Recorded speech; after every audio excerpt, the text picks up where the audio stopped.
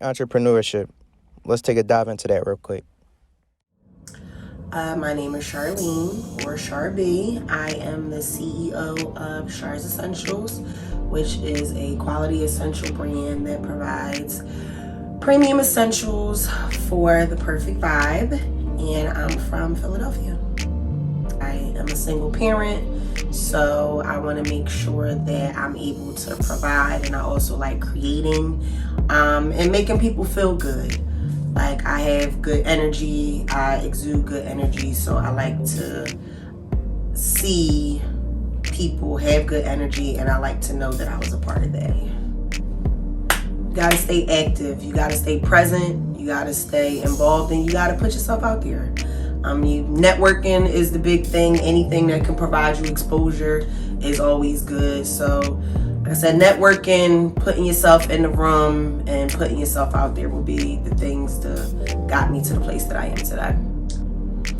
I see my brand expanding beyond candles and going into other essential items. Like I said, to help create the perfect vibe, make people feel good, make people hone into that self-love and self-care, and it just keep people going. I think the biggest setback or challenge with being an entrepreneur will probably be finances. I would say do your research, always be knowledgeable, always be willing to accept critique and improve. Got to stay motivated and driven, because if you don't have the drive, if you don't have the energy or the mindset to push towards the goal, you're not going to push towards the goal. And do something that you love.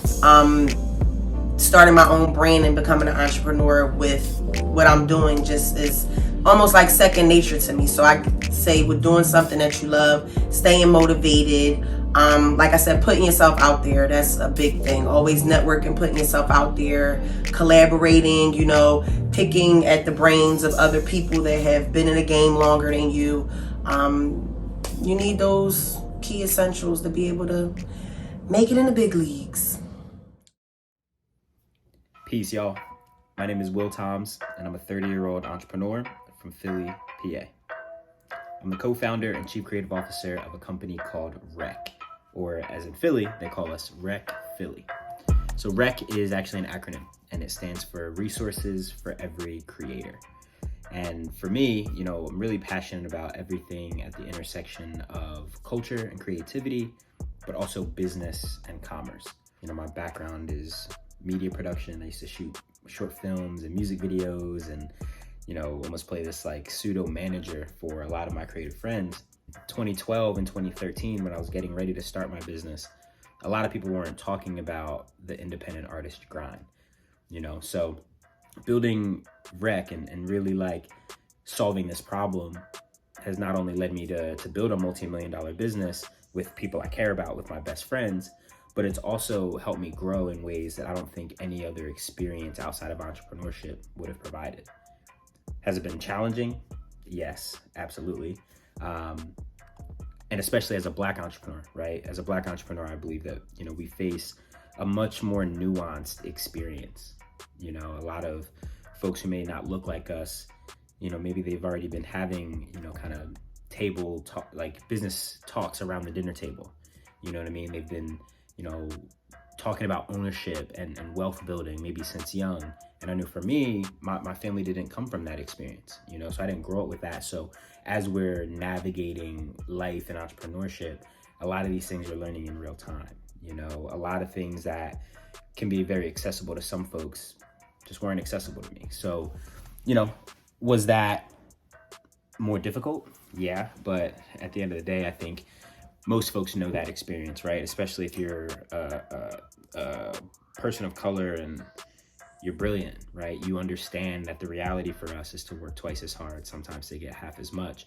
But for me, I always loved that entrepreneurship in certain ways, there was an equalizer of, at the end of the day, it's about putting an idea and a product out into the world and letting the market decide what it's worth, So that's just a little bit about me and REC. And for me, I think of REC as this gym membership for creative people So imagine as a creative person, you can pay a monthly or a yearly membership and have access of all the creative tools that you need, all of the educational strategies that you need, and also it unlocks a community of people who not only can you collaborate with, but also you can make money with, right? But yeah, I'm really proud of what I've been able to accomplish, because, one, the cool things of, building a business that's super meaningful to people, but also being able to earn, a slot on the Forbes 30 under 30 list, which was a bucket list of mine since I first started, my entrepreneurial journey. But outside of that, I think the exciting part is like when you build something bigger than yourself, especially as an entrepreneur, there really is no safety net. And I think the quote that kind of keeps me going in that is, whatever you work on also works on you. So one of the things I learned really early was that my business will never be more successful than my personal level of leadership, right? My company will never be more successful than my personal level of leadership. So for me, one of the things that I talk about a lot now in my content that I share with other, young entrepreneurs is that piece around mental health. Because as I've been growing and building this company and, I've got over 20 full-time employees, etc., I learn every day intimately that sometimes if we don't do the work and things like therapy and really get our mental health intact, there's so many little things that will show up in our lives that are really us getting in our own way. And without things like therapy, without things like mental health, sometimes it's really hard, especially if you've been through things like I have, or like many Black and brown people, especially if you live in an inner city. You got to be able to unpack that and get those things out of the way. So I'm a big advocate for mental health. I think there is a way to find balance on the journey, even though it's hard. It takes a lot of effort. But that's one of the things that's been important to me. And specifically what motivates me, to go through some of the challenges is just an immense amount of gratitude. Again, I'm 30 years old. I have been able to have the honors of Forbes and do TED Talks and, earn a lot of money doing what I love. And for me, that gratitude of just knowing like not everyone has been given the opportunities that I have, that inspires me to wake up and go hard every day. And also just knowing that like, if I've accomplished what I've accomplished so far, only knowing what I know now, I know that there's so much more to go. Just specifically because I feel like I'm literally just getting started and learning more every single day. And what do you do? My name is Akira. I'm from Philly, and I'm a licensed cosmetologist. All right. What made you want to become a Black entrepreneur? I wanted to be my own boss. All right. What is your biggest motivation? To constantly make money. Okay. What was your most successful project? My hair grease. All right. So with your hair grease being successful, which means you like helping people, right? Yes. All right. Well, what keeps you motivated? The urge to make money, work for myself, and I guess to make my business bigger. All right. What do you have to do to get to where you are?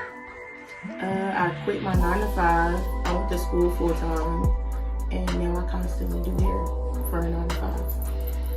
Okay. Was there ever a time where you felt like you wanted to quit or stop? Yes. When money is slow or business is slow, you don't always constantly get money coming in when you're an entrepreneur and you have your own business. All right. Is there any advice you would give someone who is trying to start a business of their own? Constantly promote your own business. Get your name out there. Don't ever stop promoting your own products, clothes, whatever it is you do. Always promote yourself because nobody else can promote you more than you. All right. That's all the questions I have for you today.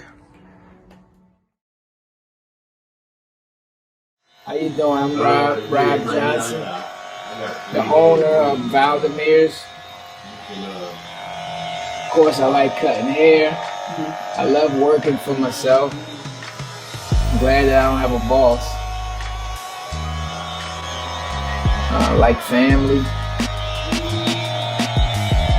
And I like art, I guess. Right? My failures keep me motivated, not repeating them. My goal is to just have a place where the community could come and talk, play chess, get a haircut, just recreate that. It's like a watering hole, so to speak, for information. Bring that solidarity back, like to our community, to the neighborhood. I didn't. Your dad used to cut my hair when we was kids. Oh. And I wasn't interested. In fact, your dad was actually going to go to barbering school. Him and Hood was going to go to barbering school, and he just didn't go. But when he passed away, when I was in prison, I decided to do something to honor his death because I could not make the funeral. So that Monday, when they came and told me he passed away, that Monday I signed up for barbering school. Beginning with the end in mind. See it all the way through. Think long term, not short term. And try to do things, whatever it is that you partaking in, or whatever endeavor that you're gonna take on, just make sure that you begin with the end in mind. Be precise. Once you put it in your brain, it has to manifest. So a lot of times we start and we don't see the end. Purpose. Have purpose. Whatever you do, make sure it has some type of purpose. I didn't understand the business back then, and now with technology, you younger folks have a major advantage. I come from the era where when you wanted to promote a record, you had to have street teams. Guys would go out and hang up posters and stickers all over the city. Here, all you have to do is create some kind of content, and you can put it on social media and reach millions. And it's free, so it's easy. It's very easy. What I would do I had a record one time. It was called Fast Food Tactics with my group, and Cosmic Kev really thought the record was hot, and he wanted it, and I was holding it like, no, we're not letting this out yet. Whatever. What I should have done was release that record, because he would have gotten behind it and been spinning it every day on the radio, and that could have been the difference of me being rich money-wise. I feel like I'm rich talent-wise, and the money just didn't match up. I made a lot of nice money, don't get me wrong, but I know I could have made way more. If I could do my business better, if I could do that over again, that's what I would do different, because a lot of opportunities and things, there were people who wanted to sign me, but I was loyal to a situation that honestly wasn't loyal to me. But, they wanted to sign me, and I was like, no, I'm working with such and such. This is my crew, and this is what I'm doing, and, I'm going to stick with that. When I really should have went and got the money. I should have created the situation and got the money, and I could have brought that back to the table and made something great for everybody, because then we would have finances to match the talent, and we could move how we wanted to move. But that's just how business is set up today. A lot of young folk that are in the entertainment business, they're doing things under this new model where you forming your own company and you sign yourself to that company. So then when you get a deal for the company, you're already covered and you're controlling things. They're creating deals where they're owning their masters. There's a lot of different things. So once you create the demand or get the following, get your numbers up, it's a numbers game now. Mm-hmm. I could just end up being an old man and follow my old principles, and there's certain things I still follow, but you have to recognize that the game evolves, it changes, and if you don't adapt in some way, shape, or form, you're just going to be stuck. I can produce in several different lanes. And I made myself that way so that I wouldn't be stuck and I could always be relevant. So again, like I said, if I could change anything, it would be the business road that I took at a young age, because my life would be very different. You master whatever it is that you do. If your tool of choice would be FL Studio, I use Machine. I use a program called Machine, but if you use something called like FL Studio or Logic or Studio One, whatever it is, you have to master the tools in your toolbox. Know your tools. And the reason why I say that is, like right now, if I want to create something, a lot of times I think of it and then I just do it. That's a whole lot different versus you thinking of something and then you got to think of how you can do it. That takes away from the time for you being creative. You can't apply your creative thought because now you have to figure out how to get it out. But anytime you could think of something being creative and you can just get it out, that's always great. So I would definitely tell them, anybody, study, read, be well versed on whatever it is that you want to get into, and then master it. Whatever tool it takes that requires you to do your job, master it, and then master it some more.